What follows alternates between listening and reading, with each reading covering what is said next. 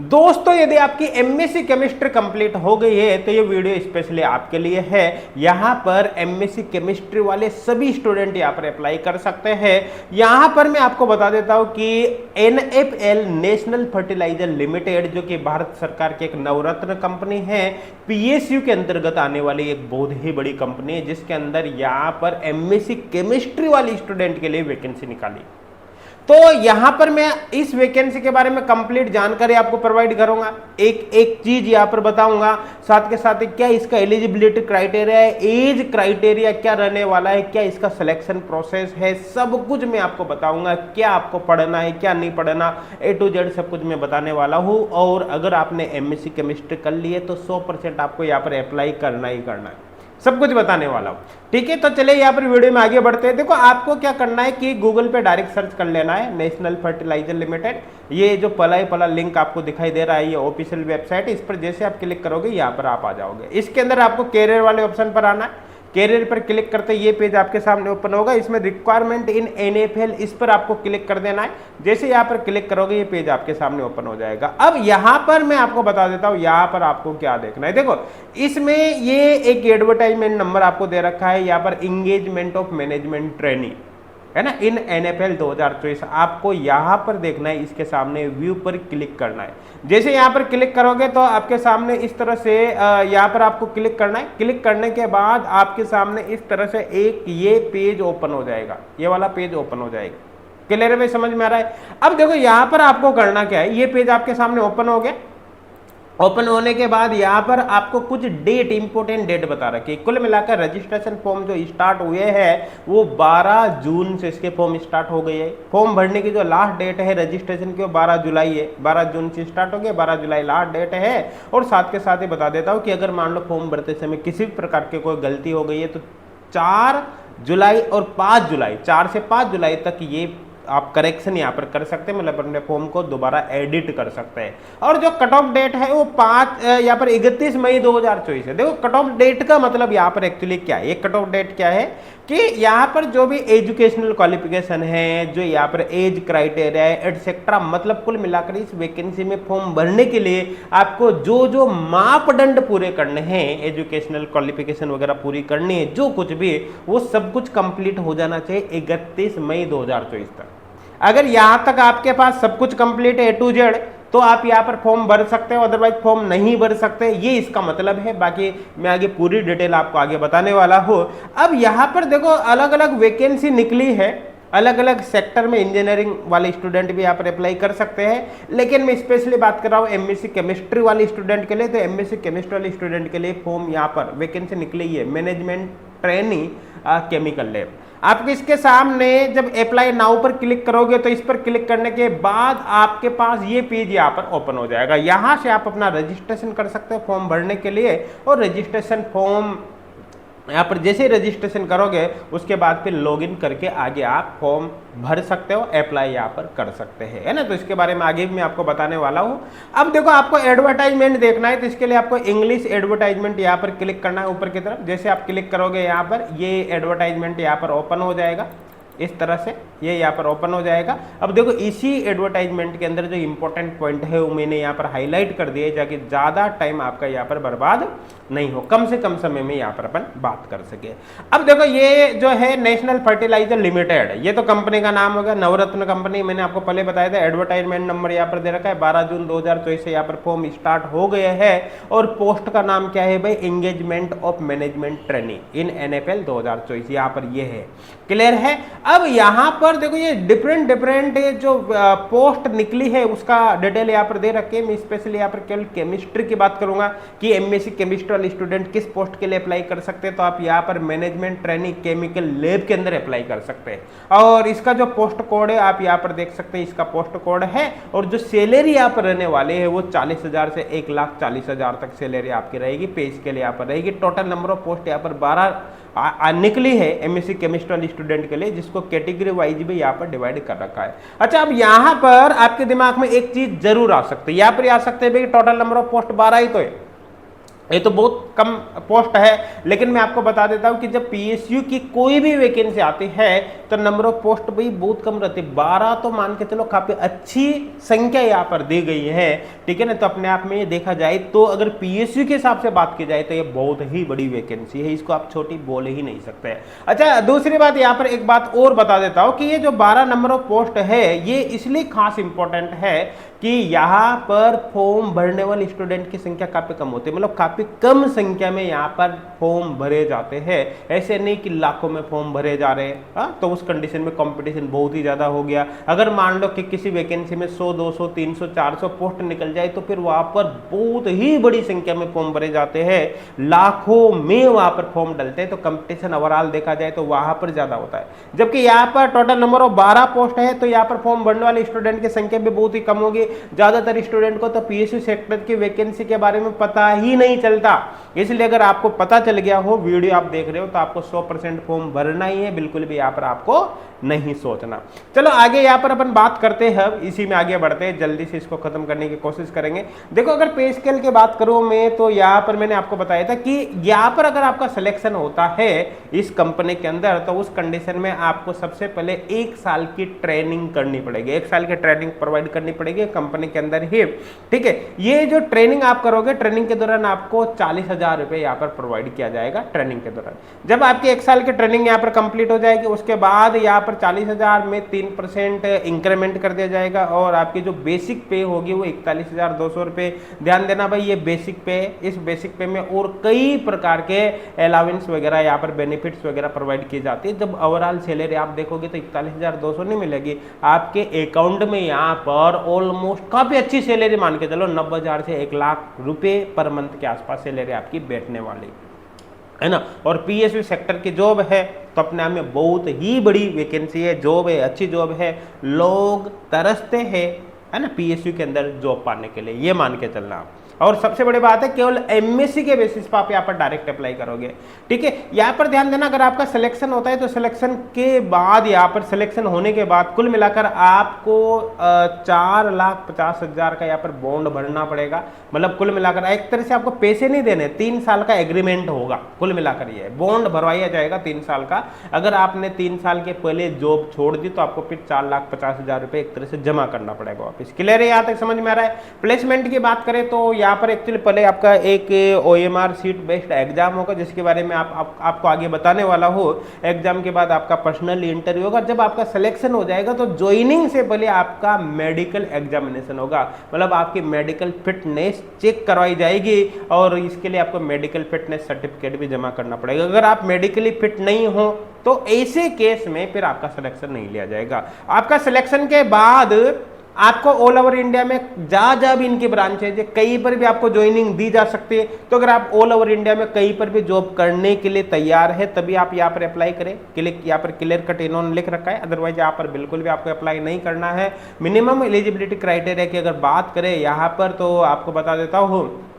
Management training chemical lab के अंदर एक तो एज क्राइटेरिया पर दे रखे मिनिमम 18 साल है, मैक्सिमम 27 साल है। अब इसमें अलग अलग कैटेगरी वाइज रिलैक्सेशन भी दिया गया है जिसके बारे में आपको आगे में बताने वाला हूं। देखो आपकी फुल टाइम रेगुलर एमएससी होनी चाहिए, ठीक है ना। अगर आपने एमएससी प्राइवेट कर रखी है, ठीक है, नॉन रेगुलर कर रखे तो आप यहाँ पर एलिजिबल नहीं हो। तो कुल मिलाकर आपके रेगुलर एमएससी होने चाहिए। एमएससी केमिस्ट्री हो सकते हैं, मतलब जर्नल केमिस्ट्री के अंदर एमएससी हो सकते हैं, किसी इनऑर्गेनिक, ऑर्गेनिक या फिजिकल के अंदर, या फिर एनालिटिकल केमिस्ट्री में स्पेशलाइजेशन हो सकता है, अप्लाइड केमिस्ट्री हो सकते हैं, इंडस्ट्रियल केमिस्ट्री वाले भी यहाँ पर अप्लाई कर सकते हैं। आपके मिनिमम 60% मार्क्स यहाँ पर होना चाहिए। हाँ, अगर आप SC ST PWD कैंडिडेट है तो फिर मिनिमम आपके 50% एमएससी में होना चाहिए, ठीक है। और ध्यान देना इसके अलावा जो अदर ब्रांचेज है केमिस्ट्री की, जैसे यहाँ पर बायोकेमिस्ट्री हो गया, फार्मेसी हो गया, है ना, टैक्सिकोलॉजी हो गया, जियो केमिस्ट हो गया, है ना, फार्मेकोलॉजी हो गया, फूड टेक्नोलॉजी एटसेट्रा है, वो यहाँ पर एलिजिबल नहीं है,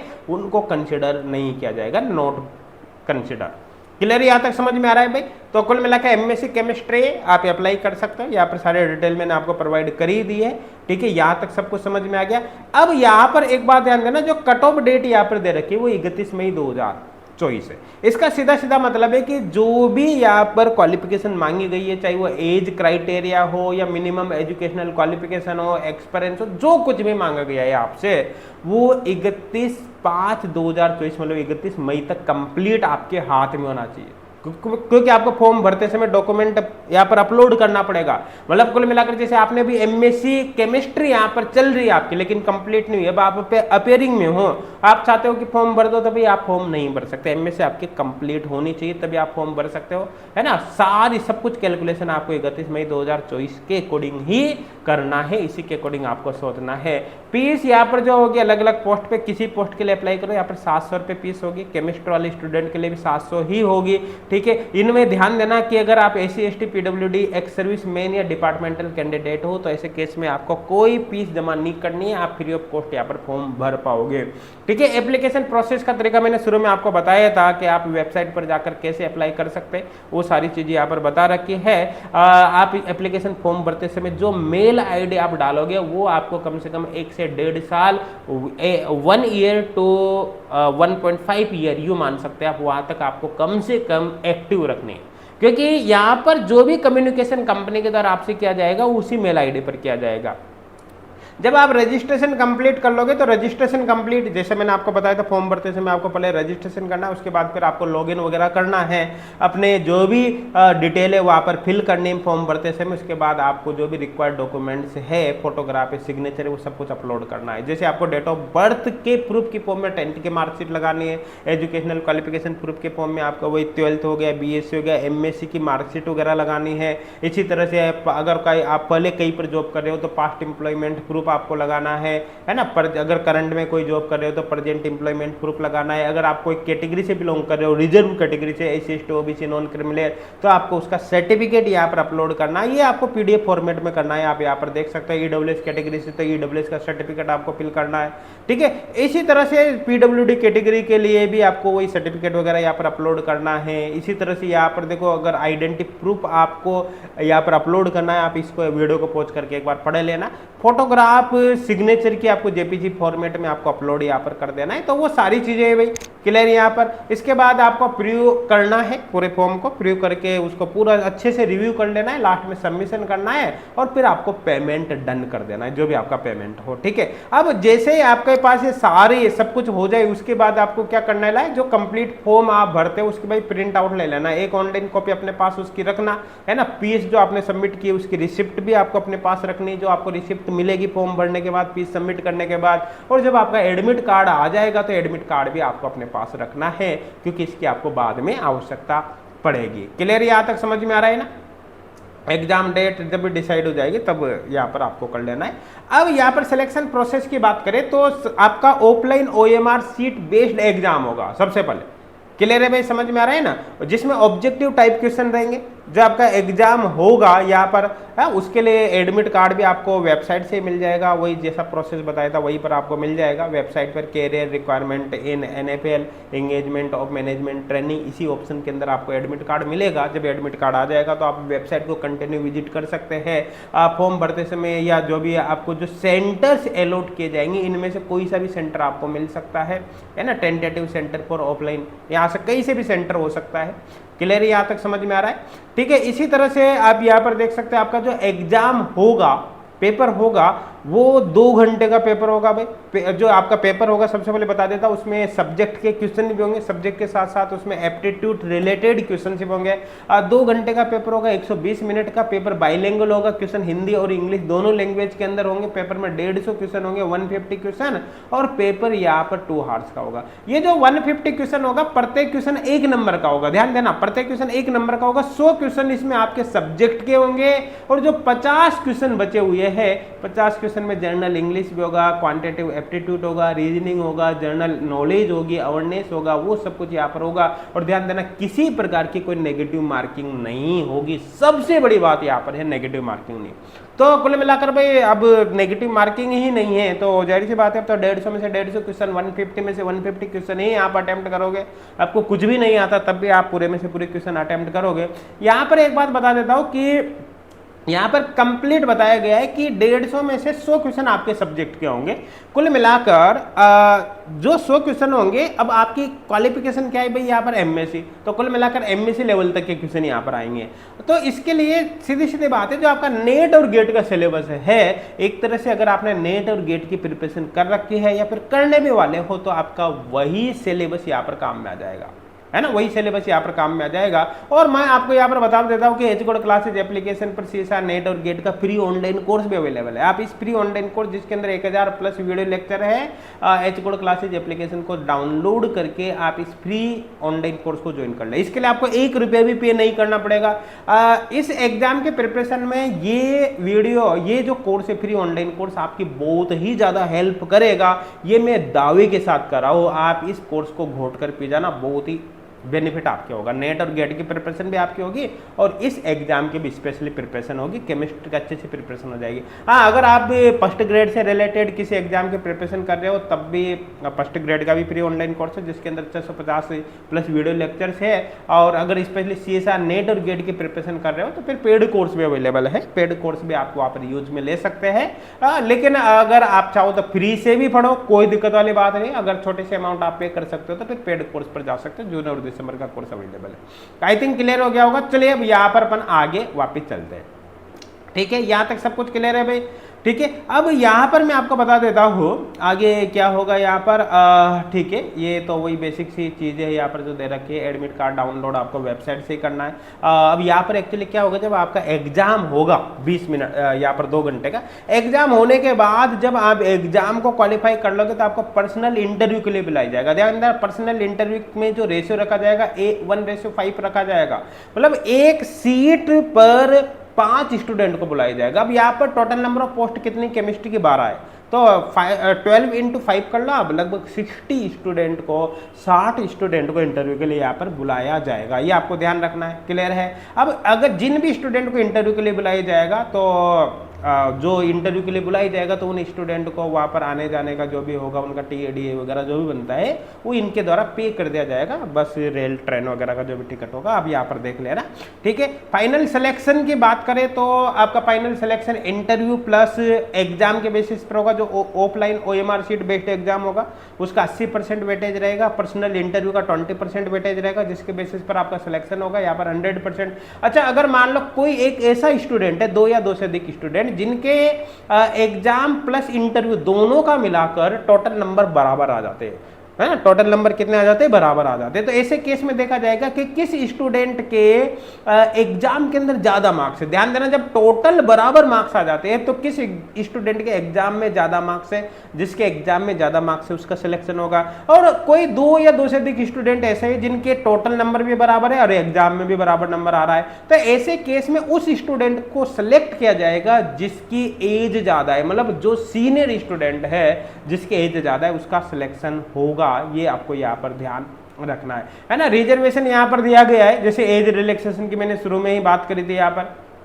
है ना, तो उसके बारे में भी यहाँ पर बताया गया है ना। तो एज रिलैक्सेशन की अगर बात करें तो यहाँ पर बता देता हूँ कि 5 साल का एज रिलैक्सेशन SC/ST कैंडिडेट के लिए, 3 साल का एज रिलैक्सेशन OBC कैंडिडेट के लिए, OBC नॉन क्रिमिनल के लिए, है ना। इसी तरह PWD कैटेगरी है तो ऐसे केस में 10 साल का एज रिलैक्सेशन है ना। 15 साल का age relaxation SC/ST PWD category, मतलब SC/ST का कोई PWD कैटेगरी है तो फिर 15 साल का एज रिलैक्सेशन है ना। OBC का PWD कैंडिडेट है तो 13 साल का एज रिलैक्सेशन है। इसी तरह से यहाँ पर और भी चीज बताई गई है जिसको आप यहाँ पर देख सकते हो, 5 साल का एज रिलैक्सेशन, है ना, इन स्टूडेंट के लिए यहाँ पर प्रोवाइड किया गया है। इसी तरह से कोई डिपार्टमेंटल स्टूडेंट है तो अपर एज लिमिट यहाँ पर 40 साल है, अनरिजर्व्ड के लिए 43 साल, OBC के लिए 45 साल, SC/ST के लिए। तो ये सारी चीजें आप यहाँ पर देख सकते हो। आई थिंक क्लियर हो गया।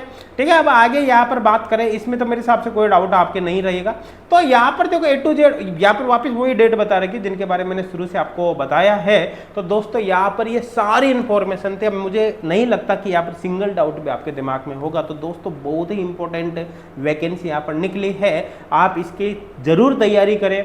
ठीक है ना, इतनी बड़ी अपॉर्चुनिटी आपके सामने। अब यहाँ पर टोटल नंबर ऑफ पोस्ट 12 है तो आप ही मत सोचना कम पोस्ट है। कम पोस्ट नहीं निकली, ये बहुत ज्यादा पोस्ट है PSU के हिसाब से देखा जाए तो, क्योंकि इतनी पोस्ट निकलती ही नहीं PSU में। दूसरी बात ये इसलिए भी इंपॉर्टेंट है क्योंकि यहाँ पर कंपटीशन ज्यादा नहीं होता भाई। क्यों? क्योंकि नंबर ऑफ स्टूडेंट जो कि फॉर्म भरते हैं उनकी संख्या काफी कम होती है है ना। और तैयारी करने का तरीका मैंने बता दिया कि अगर CSIR नेट और गेट के आपके पास कोर्स वगैरह है या फिर जो भी है तो आप उसी से अपनी प्रिपरेशन करो अगर आपने तैयारी कर रखी है। अदरवाइज आप एचगुड क्लासेज एप्लीकेशन डाउनलोड कर लेना, लिंक आपको डिस्क्रिप्शन में मिल जाएगा एप्लीकेशन को डाउनलोड करने का, और आप CSIR नेट गेट का फ्री ऑनलाइन कोर्स ज्वाइन कर लेना। फर्स्ट ग्रेड की स्टूडेंट भी, आप फर्स्ट ग्रेड की तैयारी कर रहे हो तो उसका भी फ्री ऑनलाइन कोर्स है। और अगर आप थोड़ी सी अमाउंट, छोटी सी अमाउंट पे कर सकते हैं तो फिर आप पेड कोर्स यहाँ पर ले सकते हैं, क्योंकि पेड कोर्स बहुत ही पावरफुल है। पेड कोर्स का फ्री डेमो भी आप ज्वाइन करके देख सकते हैं। तो दोस्तों मैं आपको फिर बता रहा हूँ, आप जरूर यहाँ पर फॉर्म भरें और आप इसकी प्रिपरेशन करें, NFL की प्रिपरेशन करें, ताकि आपके यहाँ पर सिलेक्शन के चांस पूरे हो सके।